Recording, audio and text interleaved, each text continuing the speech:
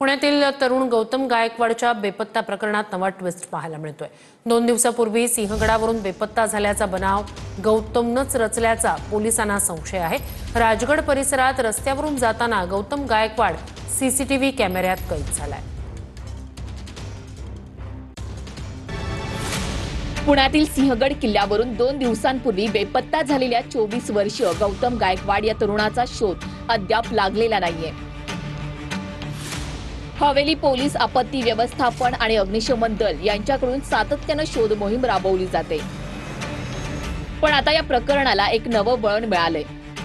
सिंहगडाच्या पायथ्याशी आणि राजगड परिसरातील सीसीटीव्ही फुटेजमधून समोर आलेल्या माहितीमुळे पोलिसांना गौतमनं आर्थिक देवाणघेवाणीच्या कारणास्तव बनाव रचल्याचा संशय आहे। 22 ऑगस्टला गौतम गायकवाड हैदराबादहून मित्रांसोबत फिरण्यासाठी सिंहगडावर आला होता। गौतम तानाजी कड्याजवळील हवा पॉइंटवरून दरीत कोसळण्याची भीती व्यक्त केली जात होती।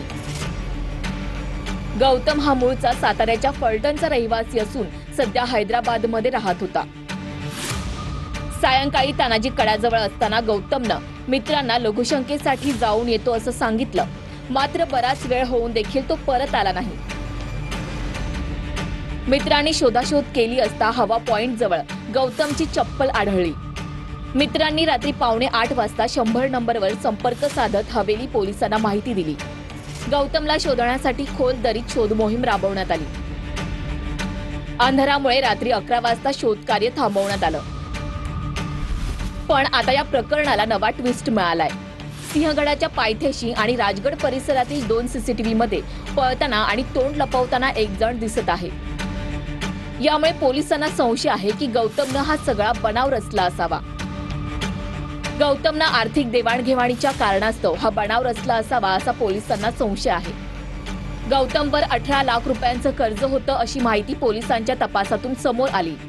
फुटेज असं भेटलं ज्यामध्ये एक तरुण असं स्वतःला कॅमेरा बसून वाचवत लपत छपत गुढी घालून चाललेला आहे। त्याच्याच मित्रांनी सांगितलं की सकाळपासून आम्हाला 2 जणांचे कॉल आले की माझे 10 लाख रुपये त्याच्याकडे होते, दुसरा एक जण मला माझे 8 लाख रुपये।